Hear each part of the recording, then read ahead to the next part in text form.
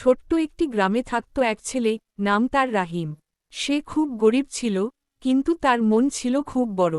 প্রতিদিন সে ফজরের নামাজ পড়ে আল্লাহর কাছে দোয়া করত, হে আল্লাহ, আমাকে হালাল পথে রিজিক দাও এবং আমাকে কখনো হারাম থেকে বাঁচিয়ে রেখো। একদিন বাজারে যাওয়ার পথে সে রাস্তায় একটি মানিব্যাগ পেল। ভেতরে অনেক টাকা আর একটি পরিচয়পত্র ছিল। রাহিম একটু থমকে দাঁড়াল, মনে মনে ভাবল, এই টাকা দিয়ে তো আমার অনেক কষ্ট দূর হতে পারে, কিন্তু এটা তো আমার না। সে মানিব্যাগটি নিয়ে পরিচয়পত্রের ঠিকানায় গেল। দরজা খুলে এক বৃদ্ধ মানুষ বের হলেন। রাহিম মানিব্যাগটা বাড়িয়ে দিয়ে বলল, চাচা, এটা আপনি রাস্তায় হারিয়েছিলেন। বৃদ্ধ মানুষের চোখে পানি চলে এলো। তিনি বললেন, বাবা, তুমি চাইলে এটা রেখে দিতে পারতে, কিন্তু তুমি আমানতদার হলা, আল্লাহ তোমাকে বড় পুরস্কার দেবেন। রাহিম মাথা নিচু করে বলল, আমি শুধু আল্লাহকে ভয় করি, চাচা।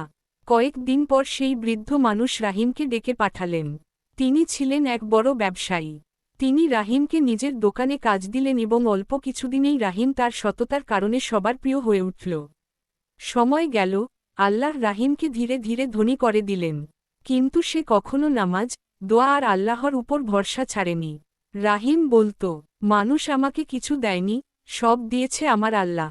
সততা কখনো নষ্ট হয় না। আল্লাহর উপর ভরসা করলে তিনি রাস্তা খুলে দেন। হারাম ছেড়ে হালাল বেছে নিলেই বরকত আসে।